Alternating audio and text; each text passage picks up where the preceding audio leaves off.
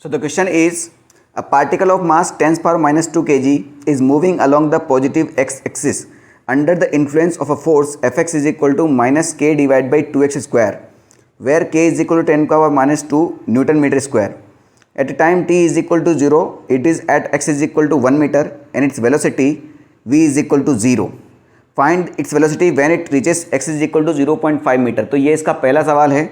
और दूसरा सवाल है find the time at which it reaches x is equal to 0.25 metre. ये 8 मार्क्स का क्वेश्चन है, तो इसको हम एडवांस पे रख रहे हैं. ठीक है, चलिए तो क्वेश्चन के हिसाब से हम बात करते हैं. एक पार्टिकल है, उसका मास दे रखा है 10 का पावर माइनस 2 kg और उस पर फोर्स लग रहा है बेटा Fx is equal to minus के डिवाइड बाई 2x स्क्वायर. यही बात है. और यहाँ पर k की वैल्यू भी आपको 10 का पावर माइनस 2 ही दे रखा है. 10 का वैल्यू भी 10 का पावर माइनस 2 ही है. आपसे बोला गया कि भैया कोई पार्टिकल जो है वो x इज इक्वल टू 1 पर. अब देखो फोर्स Fx जो है नेगेटिव है, यानी फोर्स किधर की तरफ लग रहा है, नेगेटिव x की तरफ. तो फोर्स भैया इधर लग रहा है, तो ऑब्जेक्ट भी आपका इधर ही मूव करेगा. और वो शुरुआत में x is equal to 1 metre पर है, तो 1 मीटर पर है और इसकी इनिशियल वेलोसिटी क्या है यहाँ पर 0. तो भैया यहाँ 1 मीटर है, तो यहाँ x इज इक्वल टू 0.5 हो जाएगा. तो भैया जब ये फोर्स लगा रहे हैं तो एक्सेलरेट होगा. भाई फोर्स लगा रहे हैं तो एक्सेलरेट होगा, और एक्सेलरेट होगा तो इसकी वेलोसिटी बढ़ेगी. तो भैया यहाँ पर तो ये जीरो वेलोसिटी है, यहाँ पर इसकी वेलोसिटी मान लेते हैं हम कुछ ना कुछ v हो जाएगी. तो यहाँ पर आपका x इज इक्वल टू 0 हो जाएगा. बात समझ में आएगी नहीं? तो इसको हम दो तरीके से कर सकते हैं. एक तो बेसिक फॉर्मूले से और दूसरा वर्क एनर्जी थ्योरम से. पहले हम बेसिक तरीके से करके बताते हैं, उसके बाद वर्क एनर्जी थ्योरम से भी यही आंसर आ जाएगा आपका. ठीक है, चलिए तो बेसिक तरीका क्या है भैया, हमें क्या दिया हुआ है, फोर्स दिया हुआ है हमें इन फंक्शन ऑफ x. तो ये हो जाएगा माइनस के डिवाइड बाई 2x स्क्वायर. पहले हम सॉल्व कर लेते हैं, उसके बाद k और m की वैल्यू रख देंगे. भाई यहाँ मास दिया हुआ है, यानी फोर्स का फॉर्मूला क्या लगेगा भैया, मास इंटू एक्सेलरेशन. ये लगा सकते हैं माइनस के डिवाइड बाई 2x स्क्वायर. अब भैया यहाँ पर x इज इक्वल टू 1 से 0.5 की बात होगी, यानी x की तो लिमिट फिक्स हो गई. ये लिमिट ही है, समझिए बात को. आपको मास को तो कुछ लिख नहीं सकते, आपको एक्सेलरेशन को इस तरह से लिखना है कि उसमें वेलोसिटी भी आ जाए और x का टर्म भी आ जाए. तो एक्सेलरेशन के दो फॉर्मूले होते हैं आपके पास. एक तो होता है dv डिवाइड बाई dt, जिसका यहाँ पर कोई काम नहीं है, क्योंकि वेलोसिटी टाइम के टर्म में, टाइम पूछा होता तो याद करते, मगर इस टाइम के बारे में कोई बात यहाँ पर है नहीं हाल फिलहाल. तो एक्सेलरेशन का दूसरा formula v dv divide by dx, ये तो है ना हमारे पास. तो अगर मैं इसको एक्सेलरेशन को v dv divide by dx लिख देता हूँ, तो ये हो जाएगा माइनस के divide by 2x square. x के सारे टर्म एक साइड लेके चलते हैं और वेलोसिटी के सारे टर्म एक साइड रख लेते हैं. तो ये हो जाएगा आपका mv dv is equal to minus के divide by 2x square dx. इसमें कोई डाउट नहीं. ठीक है, अब क्या करते हैं भैया, इसको इंटीग्रेट कर देते हैं. इंटीग्रेट करेंगे तो लिमिट भी रखना पड़ेगा. जब मैं x की वैल्यू 1 रखता हूँ तब वेलोसिटी कितनी थी, 0. जब मैं x की वैल्यू 0.5 पर पहुंचा तो उसकी वेलोसिटी कितनी हो जाएगी, v. बात समझ में आ गई. कांस्टेंट भैया सभी जगह से बाहर आ जाता है, तो यहाँ से m बाहर आ जाएगा और v का इंटीग्रेशन हो जाएगा आपका v स्क्वायर डिवाइड बाई 2. कहाँ से कहाँ तक, 0 से लेके v तक. इसके बाद हम बात करें तो माइनस k भी बाहर आ जाएगा, 2 भी बाहर आ जाएगा. तो माइनस के डिवाइड बाई 2 बाहर आ गया और 1 डिवाइड बाई एक्स स्क्वायर. तो 1 डिवाइड बाई एक्स स्क्वायर को मैं x का पावर माइनस 2 लिख सकता हूँ. x का पावर माइनस 2 का मुझे इंटीग्रेशन करना है भाई, तो ये x का पावर n वाला फॉर्मूला लग जाएगा. तो ये हो जाता है आपका x का पावर n प्लस 1, यानी minus 2 plus 1 divide by minus 2 plus 1. तो ये हो जाएगा x का power minus 1 divide by minus 1, यानी माइनस 1 डिवाइड बाई x. तो ये हो जाएगा आपका माइनस 1 डिवाइड बाई x. और कहाँ से कहाँ तक भैया, 1 से लेके 0.5 तक. तो m तो यहीं रहेगा ही रहेगा. v स्क्वायर डिवाइड बाई 2 रखेंगे तो ये v स्क्वायर डिवाइड बाई 2 ही आ गया. माइनस और माइनस हो जाएगा आपका प्लस, तो ये k डिवाइड बाई 2. और पहले रखेंगे हम 0.5, ये माइनस बाहर आके प्लस हो चुका है. तो पहला रखा हमने 0.5 माइनस, फिर बाद में रखा 1. ठीक है, अब आप m और k की वैल्यू रख दो. ये 2 से 2 खत्म हो गया और m और k जो है आपका बराबर ही है, यानी m और k भी खत्म हुआ. तो v स्क्वायर यानी v की वैल्यू क्या आ जाएगी, इसका रूट कर देते हैं. तो इसको सॉल्व करेंगे अपन, तो ये पॉइंट हटाया तो ऊपर 10 आ गया, इसका एलसीएम 5 आ जाएगा. तो ये ऊपर हो जाएगा 10 माइनस 5. ठीक है, सो v की वैल्यू क्या आ जाएगी भैया, 10. अच्छा, v स्क्वायर है तो प्लस माइनस लगा सकते हैं हम. तो plus minus 10 minus 5 5 divide by 5, यानी ये हो जाएगा। अब भाई प्लस माइनस लगाना जरूरी भी है क्योंकि डायरेक्शन का बहुत बड़ा खेल है यहाँ पर, प्लस माइनस जो भी है। तो रूट फाइव 1 हो जाएगा, तो इसका आंसर क्या आएगा +-1, ठीक है। और इंटीजर बेस है तो +1 भी आंसर आ सकता है, -1 भी आ सकता है, मगर कौन सा आंसर आएगा भैया, ये जब फोर्स इधर लगाया जा रहा है तो वेलोसिटी भी इधर की तरफ ही आएगी। तो वेलोसिटी इधर की तरफ आएगी 1 मीटर पर सेकंड, इधर की डायरेक्शन के लिए हम क्या करेंगे, इसको नेगेटिव साइन से शो करेंगे, यानी आपका आंसर क्या आएगा, v = -1 मीटर पर सेकंड। ये तो आया आपका बेसिक फॉर्मूले से। अब हम करते हैं इसको वर्क एनर्जी थ्योरम से, ठीक है। तो अब इस क्वेश्चन को हम करते हैं वर्क एनर्जी थ्योरम से। सीधी सी बात है भैया, फोर्स लग रहा है, ऑब्जेक्ट डिस्प्लेस हो रहा है, और डिस्प्लेसमेंट होने की वजह से ऑब्जेक्ट की वेलोसिटी में चेंज आ रहा है। तो जब भी कोई वर्क डन हो और वर्क डन की वजह से वेलोसिटी में चेंज आता है तो वहाँ पर हम वर्क एनर्जी थ्योरम लगाते हैं। एक और थ्योरम होता है कंजर्वेशन ऑफ एनर्जी, मगर वो तब लगता है जब किसी मतलब एक एनर्जी में डिक्रीमेंट हो और दूसरी एनर्जी में उतना ही इंक्रीमेंट हो, मगर यहाँ पर ऐसा सीन नहीं है। तो यहाँ लगेगा बेटा आपका वर्क एनर्जी थ्योरम, जो कि होता है W = डेल्टा KE के बराबर। अब आपका जब वर्क डन कैसा होता है, जो फोर्स होता है आपका वेरिएबल है, एक्स से चेंज हो रहा है। जब आपका फोर्स वेरिएबल होता है बेटा, तो यहाँ पर आपका जो वर्क डन होता है वो होता है FDX, क्योंकि x की वैल्यू चेंज हो रही है कहाँ से कहाँ तक, 1 से लेके 0.5 तक। तो ये आप इसमें ये वाला फॉर्मूला लगाएंगे। चेंज इन काइनेटिक एनर्जी क्या होगी बेटा, चेंज इन काइनेटिक एनर्जी होता है final kinetic energy minus initial kinetic energy. तो फाइनल काइनेटिक एनर्जी क्या हो जाएगी, 12mv², और इनिशियल वेलोसिटी तो 0 ही थी, तो इनिशियल काइनेटिक एनर्जी भी क्या हो जाएगी, 0। कुछ लिखने की जरूरत ही नहीं है उसको, बस इसको सॉल्व कर देते हैं, काम खत्म हो जाएगा। तो ये हो जाएगा 1 से लेकर 0.5 तक।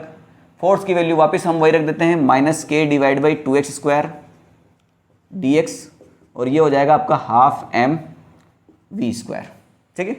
तो ये जो भी कांस्टेंट चीज़ें हैं बाहर निकाल दो, तो -k/2 बाहर निकाला, और ये अभी हम किया ही था हमने, -k/2 बाहर निकालने के बाद यहाँ 1/x² बचेगा, तो उसका आता है इंटीग्रेशन -1/x 1 से लेके 0.5 तक, और ये हो जाएगा आपका 12mv²। बेटा हाफ से हाफ चला गया, ये माइनस से माइनस प्लस हो गया, k की वैल्यू और m की वैल्यू सेम है, तो v की वैल्यू क्या आ जाएगी आपकी वापस वही 1/0.5 - 1/1, ठीक है। इसको हमने अभी भी सॉल्व किया है, तो यहाँ पर v की वैल्यू -1 आएगी, ठीक है। सो इस क्वेश्चन का सेकंड पार्ट करते टाइम लाइट चली गई थी, तो उस क्वेश्चन को हम यहाँ कर लेते हैं, ठीक है। तो सेकंड पार्ट पूछा गया था, find the time at which it reaches x = 0.25 metre, यानी कितने टाइम में ये x = 0.25 मीटर पे पहुँचेगा। तो बेटा ये 0.5 है, तो यहाँ 0.25 हो जाएगा, तो यहाँ पर पहुँचने का टाइम हमें बताना है। अब यहाँ जो एक्सप्रेशन हमने पिछले क्वेश्चन में बनाया था वो यहाँ पर काम आने वाला है, तो उसको हम दोबारा बना लेते हैं, क्योंकि हमने इरेज कर दिया है। यहाँ पर f = ये दिया था, इसको मैं m a बोला था मैंने, -k/2x², ठीक है। और m और k की वैल्यू सेम थी, तो हमने इसको उड़ा दिया था। a की वैल्यू मैंने v dv/dx लिखा था, ठीक है। तो ये हो जाएगा आपका -1/2 x⁻², ऐसा हो गया था, ठीक है। तो ये dx को मैं इधर लेके गया था, तो ये dx हो गया था, और फिर मैंने इसको इंटीग्रेट किया था। बस आपको ध्यान ये रखना है भैया, इस बार हमें टाइम निकालना है, ठीक है। तो आपने ये लिखा था x = 1 पर इसका वेलोसिटी कितना था, 0, और x = 0.5 पर इसका वेलोसिटी कितना हो जाएगा, v। तो इसका इंटीग्रेशन हो गया था बेटा आपका x = 1 पर इसका वेलोसिटी कितना था, 0, तो ये यहाँ आएगा, और x = 0.5 पर इसका वेलोसिटी कितना हो जाएगा, v, ये था, ठीक है। तो v² / 2 इसका इंटीग्रेशन हो जाएगा, और इसका लिमिट रखोगे तो भी यही आने वाला था, = -1/2 ये बाहर आ गया, और x⁻² का इंटीग्रेशन बेटा आपका -1/x होगा, और ये कहाँ से कहाँ तक, 1 से लेके 0.5 तक था, ठीक है। ये माइनस से माइनस खत्म हो गया, और ये 2 से 2 भी खत्म हुआ, तो v की वैल्यू क्या आई थी यहाँ से, रूट में, v की वैल्यू क्या आई थी यहाँ से, रूट में। अब थोड़ी सी बात ध्यान रखने वाली बात यह है कि मुझे सेकंड पार्ट में टाइम निकालना है, तो मुझे v को क्या रखना पड़ेगा, dx/dt, क्योंकि वहाँ पर x भी है और t भी है, और यहाँ पर v जो है ये x की फॉर्म में भी है, यानी अगर मैं v को dx/dt रखूँगा तो मुझे टाइम मिल सकता है, क्योंकि मैं dt का इंटीग्रेशन कर दूंगा। अब समझने वाली बात यह है कि आपको कोई एक पॉइंट बताना है, इस पॉइंट पर, जरूरी नहीं कि भैया आपसे इस पॉइंट के लिए पूछा जाए, किसी भी पॉइंट पर आपसे टाइम पूछा जा सकता है, किसी भी पॉइंट पर आपसे टाइम पूछ लिया जा सकता है। तो हम ये मान के चलते हैं x = 1 पर इसकी वेलोसिटी कितनी है, 0, और x = किसी भी पोजीशन पर किसी भी पोजीशन पर इसकी वेलोसिटी कितनी आ जाएगी, v आ जाएगी। तो यहाँ हम 0.5 लिख के x लिखेंगे। तो किसी भी पोजीशन में माना है तो यहाँ पर आपका जो वेलोसिटी है वो x की टर्म में ही आएगा। तो यहाँ पर हम क्या लिख देंगे भैया, x। बात समझ में आ गई, ठीक है। तो ये आपका जो बनेगा 1/x - 1 इस तरह से बनेगा। तो v की वैल्यू क्या आ जाएगी, अच्छा यहाँ पर v² है तो उसको हम जब रूट मानेंगे तो यहाँ प्लस माइनस आएगा। और आपको ऑलरेडी पता है भैया कि ये यहाँ से इधर जा रहा है, यानी कौन से डायरेक्शन में जा रहा है, नेगेटिव डायरेक्शन में, यानी ये वेलोसिटी कैसी आएगी, नेगेटिव। अगर आपने यहाँ पर ये छोटी सी गलती कर दी तो आपका आंसर पूरा टाइम जो है सेकंड पार्ट पूरा गलत ही हो गया। तो आपको ध्यान रखना है कि भैया जो v² करोगे आप तो यहाँ प्लस माइनस आएगा, और यहाँ से इसकी वेलोसिटी इस डायरेक्शन में है तो यहाँ पर वेलोसिटी नेगेटिव ही आएगी। तो v = इसका एलसीएम ले लेंगे हम तो x आ जाएगा एलसीएम, और ये ऊपर हो गया हमारा 1 - x, ठीक है, क्लियर हुआ। तो v को क्या लिख दूँ मैं, इसको अगर v को मैं dx/dt लिख दूँ तो मेरा काम बन सकता है ना। इससे क्या काम बनेगा भाई, मुझे dt चाहिए तो dt को उधर लेके जाओ, तो ये dt इधर आया तो इसको मैं dt को सेपरेट इधर देता हूँ, और इस पूरे टर्म को इधर लेके आओ तो ये हो जाएगा -√x / 1 - x dx। ये बना कि नहीं बना। अगर मैं दोनों तरफ इंटीग्रेट कर दूं तो मुझे टाइम मिल जाएगा। अब ध्यान से देखना है कि जब x = 1 था तो टाइम कितना था, 0। यहाँ पर तो टाइम 0 ही होगा ना, मगर x = कितने पर पूछा है, 0.25 पर। इसीलिए हमने फंक्शन को x की फॉर्म में बनाया था कि यहाँ पर x की वैल्यू किसी भी पोजीशन पे आपसे टाइम पूछ सकता है। तो 0.25 पर कितना टाइम लगा मान के चलते हैं t, ठीक है। अब समझिए बात को, ऐसे टर्म को अगर आपको इंटीग्रेट करना है तो ये इजी इंटीग्रेशन नहीं है, ये इजी इंटीग्रेशन नहीं है। या तो आप कोई दूसरा तरीका अपनाएं कि भैया इसको आप √x से ऊपर नीचे मल्टीप्लाई करें, जो भी कर सकते हैं आप। मगर ये आपने, अगर कोई IIT का बच्चा है वो एडवांस लेवल क्वेश्चन कर रहा है तो उसे इतनी मैथ्स तो आना ही चाहिए कि आपको सिखाया होगा कि ऐसे टाइम पे हम x को क्या मानते हैं भैया, sin² मान लेते हैं। x को क्या मानते हैं हम, sin²। हाँ, तो अगर मैंने x को sin² माना तो ये ऊपर का टर्म कितना हो जाएगा, sin², और 1 - sin² कितना हो जाएगा, cos²। तो इस पूरे टर्म को मैं सॉल्व कर रहा हूँ, ये जो रूट है ये पूरा टर्म जो है वो क्या हो जाएगा, ये हो जाएगा √x की जगह हो जाएगा sin² डिवाइड बाई 1 - sin² हो जाएगा cos², sin² divide by cos²। तो ये तो हो जाएगा आपका tan², और उसका रूट कितना हो जाएगा आपका tan। या फिर इसको आप sin² डिवाइड बाई cos ही लिखो। इसको sin² डिवाइड बाई cos क्यों लिख रहा हूँ मैं अभी बताता हूँ। चलिए, तो इसको हम यहाँ से इरेज कर लेते हैं, अभी में इसकी कोई ज़रूरत नहीं है, ठीक है। चलिए,